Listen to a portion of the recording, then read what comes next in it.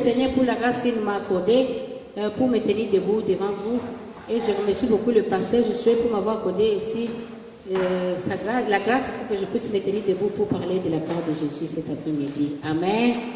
C'est pourquoi je viens de dire que nous allons prendre nos Bibles pour lire dans le livre de Psaume chapitre 34 au verset 5. On peut aller 6 et 7. Si c'est possible, si tu peux lire ici, mon frère, avec le micro, ça sera bien pour que tout le monde écoute bien. Chapitre 5. Jusqu'à 7. Jusqu'à 7. Oui. J'ai cherché l'Éternel, il m'a répondu, il m'a délivré de tous mes frayeurs.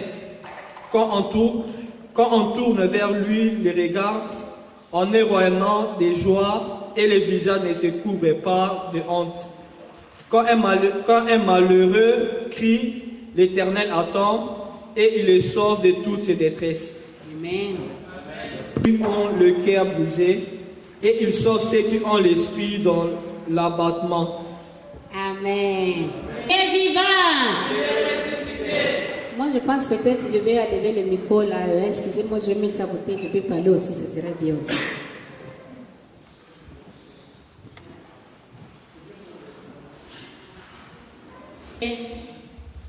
C'est bien si chacun peut trouver sa place. Le psaume 34, au verset 5. David dit que j'ai cherché l'Éternel, il m'a répondu. Et il m'a délivré de tous mes frayeurs. Amen. Hier, ceux qui étaient avec nous ici, j'avais un peu exploité ces versets pour expliquer un peu de ce que David voulait nous dire à propos de ces paroles qu'il avait dit que j'ai cherché l'Éternel, il m'a répondu et il m'a délivré de tous mes frayeurs. Alléluia. Ici, la Bible veut nous montrer que David avait cherché un Dieu qui est vivant. Aujourd'hui, David n'est pas là. Le David d'aujourd'hui, c'est toi et moi. Alléluia. Nous sommes dans les jeûnes et prières. Parce que nous avons dit que Seigneur, nous sommes venus pour te chercher. Parce que nous avons des problèmes. Et lui-même, étant que Dieu, il nous a tellement aimés. Il ne veut pas que nous demeurions dans des problèmes, dans des situations qui tourmentent nos vies. Il a dit que venez à moi, vous tous qui êtes fatigués. Et je vous déchargerai. Je vous donnerai du repos. Alléluia. Si tu peux dire Amen, ce serait bien, non? Alléluia. Amen. Jésus nous a dit que venez à moi, vous tous qui êtes fatigués. Je vous donnerai du repos. La Bible nous recommande de nous décharger de lui, de tous nos soucis, et il prendra soin de nous. Amen. C'est pourquoi ici, si je vais voir, la Bible dit que j'ai cherché l'Éternel, il m'a répondu. Et c'est la vérité. Il a dit que je te ferai grâce, comme papa nous avait dit, lorsque tu crieras. Alléluia. Et il est le même, ce Dieu-là. Il nous a promis qu'il va nous faire grâce lorsque nous allons crier vers lui. C'est alors que David a dit que je cherchais et il m'a répondu. Je vais te dire aujourd'hui, mes bien-aimés, toi tu es là tout le temps. Je sais que souvent, peut-être tu as une journée ou bien 2 jours dans la semaine que tu as toujours l'habitude de gêner pour ton problème, pour ta situation, pour ta vie, pour ta famille, pour ton pays, je ne sais pas. Alléluia. Mais tu dois savoir que nous avons un Dieu vivant. Nous avons un Dieu de la vérité. Nous avons le Dieu qui est derrière ses paroles. Il a dit que tout ce que vous demanderez à mon nom, je le ferai. Alléluia. Si tu frappes, je t'ouvrirai. Et si tu cherches, je te ferai voir. Dans le Jérémie 33, on dit que je te ferai même, je vais te révéler même les choses cachées que tu ne connais pas. Amen. Ce n'est pas en vain, mes bien-aimés, que tu gênes. Je sais que le jeûne, ça fait du mal. Tu ne manges pas, peut-être tu ne bois pas. Ça fait souffrir le corps. Tu perds, je ne sais pas, l'énergie, peut-être d'autres kilos. Alléluia. Mais ce n'est pas en vain que tu as fait cela. Tu as serré ta ceinture parce que tu as vu en toi que Seigneur, ça ne marche pas chez moi. Parce que l'autre fois, le pasteur Jésus nous disait que toi, tu ne t'es pas aimé. Si tu t'aimes, tu vas faire contrôle, tu vas faire cas de ta vie. Alléluia. Tu vas chercher la solution de ce que tu es ou bien de ce que tu as. Alléluia. Le sauveur est là. Alléluia. Il a dit que je me tiendrai le dernier, je me lèverai le dernier pour te sauver. Alléluia. Il a promis que je ne t'abandonnerai plus, je ne te délaisserai plus. Toi, ce que tu vas faire, c'est mettre ta confiance en lui, c'est lui chercher seulement, c'est lui mettre Jésus à la première place. Dis que Seigneur, c'est toi seul à qui je peux venir déposer tout ce que j'ai comme fardeau. Alléluia. Et tu auras la solution, la réponse à tous tes problèmes. Amen.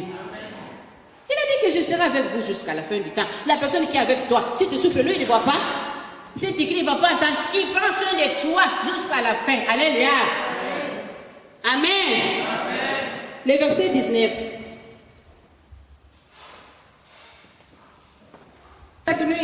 Tu commences à citer. Tu brises ton corps devant le Seigneur. Si c'est ta vie, ton comportement, étant qu'un enfant de Dieu, mais tu marches indignement devant Dieu, dans l'hypocrisie, dans les péchés, tu dois aussi prier, demander à Dieu, parce qu'à cause du péché, la main de Dieu ne verra pas, tu ne verras pas la main de Dieu dans ta vie. Amen. Paul dit que ce que je vais faire, c'est ce que je ne vais pas. Mais ce que je ne vais pas faire, c'est ce que je fais. Pourquoi? Parce qu'une force est en moi, qui me réclame, qui veut que moi je fasse toujours ce que je ne vais pas. Amen. Mais celui qui peut libérer, c'est Jésus. Tu dois aussi prendre ton caractère, ton comportement. Jésus, regarde-moi, j'aime me consulter, je suis comme ça. Tu commences à citer ce que tu es comme caractère étant qu'un enfant de Dieu qui n'est pas digne d'un enfant de Dieu. Amen. La Bible déclare que si une personne est en Christ, il est devenu une nouvelle créature. Les choses anciennes sont passées, voilà, les choses nouvelles sont venues. Les caractères qu'on avait lorsqu'on n'avait pas encore connu Jésus-Christ doit rester là-bas. Alléluia. C'est pourquoi on appelle ce terme de l'Égypte. Alléluia. Le comportement de l'Égypte. Là où les Égyptiens ne connaissaient pas Dieu.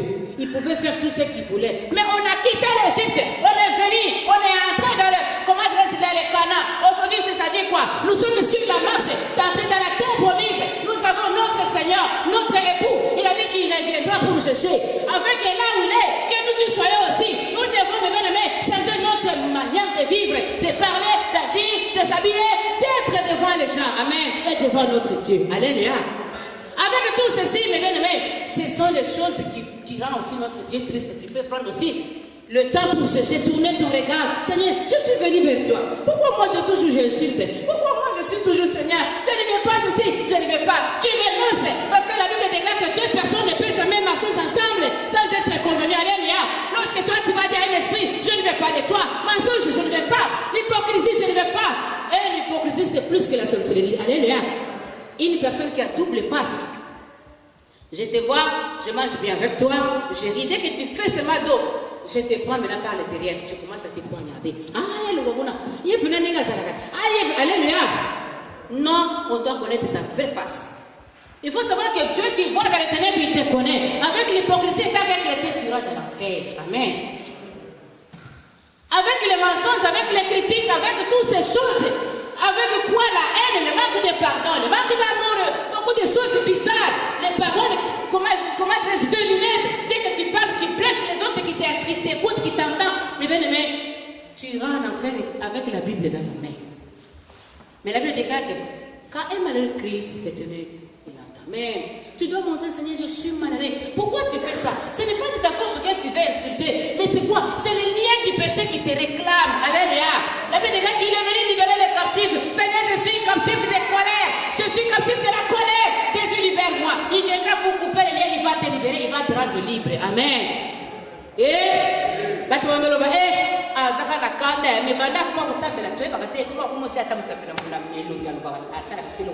Pourquoi Jésus a libéré cette personne de cette captivité de la colère? Amen.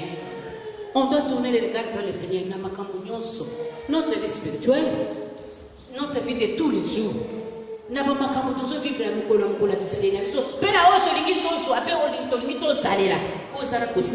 Il faut te pousser. Amen.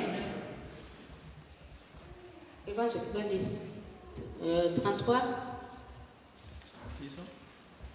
On est toujours sur les psaumes. De tous ceux qui s'approchent auprès de lui.